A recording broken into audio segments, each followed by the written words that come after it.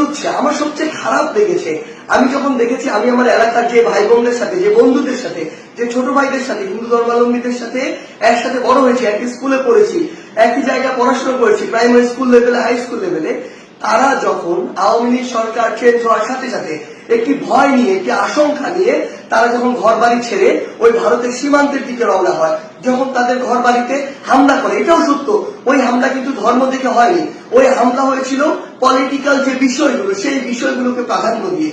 কিন্তু আমার সবচেয়ে কষ্টের জায়গা, তারা যখন আসলে সীমান্তর দিকে রওনা দেয় নিজের সেফটির কথা চিন্তা করে, এর চেয়ে কষ্টের আর কি হতে পারে? কেন তাদেরকে ধর্ম দিয়ে জাজ করা হবে? এই আন্দোলন তো নির্দিষ্ট কোন ধর্মাবলম্বীদের আন্দোলন ছিল না, এই আন্দোলন বাংলাদেশের সকল ধর্মের, মতের, বর্ণের, সকল বয়সের, ইভেন ফ্যাসিস্ট আওয়ামী লীগ বাদ দিয়ে সকল রাজনৈতিক দলের অংশগ্রহণের একটি আন্দোলন ছিল। সেখানে তারা তো বাংলাদেশের নাগরিক, বাংলাদেশের নাগরিক হিসেবে কেন তাদের মধ্যে এই ভয়টি থাকবে? কেন তারা এই বর্ডারের দিকে যাবে? সেই জায়গা থেকে আমি বলেছিলাম যে এই দায়টি আসলে একদিক দিয়ে আপনাদের উপরে যায়। আমার যুক্তিটি বুঝতে হবে কেন আমি বলেছিলাম যে এটি আপনাদের দিকে যায়।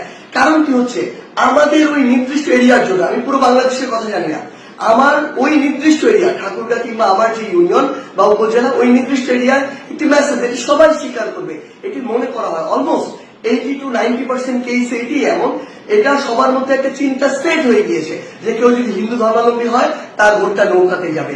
আমি আমার জায়গা থেকে যেটি বোঝাতে চেয়েছিলাম আমার ওই কথার মাধ্যমে, সেটি হচ্ছে এই যে একটি চিন্তা সেট হয়ে গিয়েছে কিংবা এটি যে একটি বহিঃপ্রকাশ ঘটে, এটা আমার হিন্দু ধর্মাবলম্বী ভাইদেরকে বরং তার যতটুকু অধিকার, যতটুকু তার বুঝে পাওয়া উচিত ছিল ততটুকু পাওয়া থেকে বঞ্চিত করে। কারণ আওয়ামী লীগ অন্তত ওই অঞ্চলটুকুর জন্য মনে করে এই ভোট ব্যাংকটি আমার ফিক্সড। এবং সবচেয়ে বড় যে সমস্যাটি হয়, তখন কেউ একজন যখন সহজে কাউকে পেয়ে যায় তার মূল্যটি আর দিতে পারে না।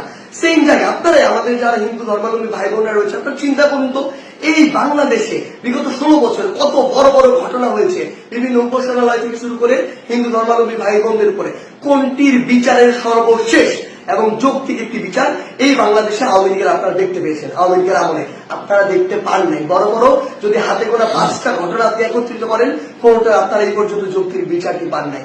তো আমার জায়গা থেকে আমি যেটি বোঝাতে চেয়েছিলাম, এই যে আমার ওই ঠাকুরগাঁর জন্য এই যে ফিক্সড একটি ভোট ব্যাংকের যে একটি মেন্টাল সেট আপ তৈরি হয়ে গিয়েছে, এটা বরং যতটুকু অধিকার আমার হিন্দু ধর্মাবলম্বী ভাইরা কিংবা যতটুকু পাওয়া উচিত ছিল ওই সরকারের কাছে থেকে, ওই এমপিদের কাছ থেকে, ক্ষমতাসীনদের কাছ থেকে, ততটুকু তারা পায়নি। আবার বিপরীত দিকে আরেকটি ঘটনা হয়েছে সেখানে, সেটি হচ্ছে বিএনপিরা মনেই করে যে আমার যারা হিন্দু ধর্মাবলম্বী রয়েছে সেখানে, তারা সম্ভবত অধিকাংশ ক্ষেত্রেই তাদের ভোটগুলোতে নৌকাতে যায়। সেই ক্ষেত্রে তারা যদি কখনো ক্ষমতায় আসে বা থেকে থাকে, তাদের কাছেও যতটুকু গুরুত্ব পাওয়ার কথা বা যতটুকু প্রায়োরিটি পাওয়ার কথা ততটুকু পায় না। তো দিন শেষে কি দাঁড়ায়? দিন শেষে তারা আসলে বোথ সাইড থেকে, আমার জায়গা থেকে মনে হয়েছে ওই নির্দিষ্ট এরিয়াটিতে বঞ্চিত হয়েছে।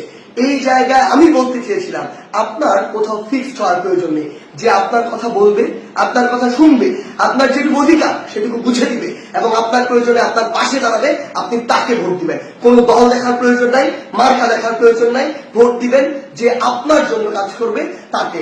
এবং আরেকটি স্পষ্ট করি, একদম 5 অগস্টের সেই ছাত্র জনতার অভ্যুত্থানের দিনে সন্ধ্যায় যখন আমার ইউনিয়ন থেকে আমার একজন বন্ধু ফোন দিয়ে বলে, হিন্দু ধর্মাবলম্বী একজন বন্ধু, কারণ আমার ইউনিয়নে 45-55 হচ্ছে এই রেশিওটা হিন্দু ধর্মাবলম্বী এবং মুসলিম ধর্মাবলম্বীদের মধ্যে।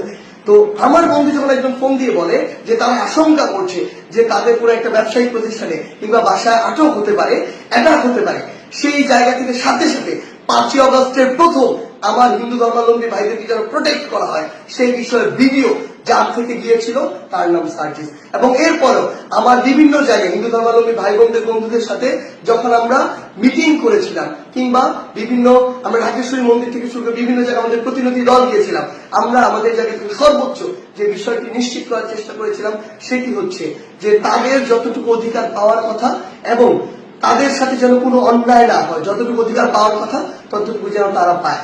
হয়তো আমি আমার জায়গা থেকে সেদিন আমার মেসেজটি ঠিক মতো বুঝাতে পারিনি, যদি আমার সীমাবদ্ধতার কারণে আমি বুঝাতে না পারি, সেই জন্য অবশ্যই আমি আমার জায়গা থেকে দুঃখ প্রকাশ করছি, এটি করতে আমার বিন্দু মাত্র সমস্যা নেই। কিন্তু আমার যে উদ্দেশ্যটি ছিল সেটি ছিল অবশ্যই আপনাদের যে অধিকার সেই অধিকারের পক্ষে। এবং আরেকটি স্পষ্ট করে বলে দিতে চাই, বাংলাদেশের নাগরিক হিসেবে যতদিন আপনি আপনার এই অধিকারটুকু বুঝে না পাবেন, ততদিন আপনাদের পক্ষে আমাদের সবার যে লড়াই, বৈষম্য বিরোধী ছাত্র আন্দোলনের যে লড়াই, সেটি চলবে।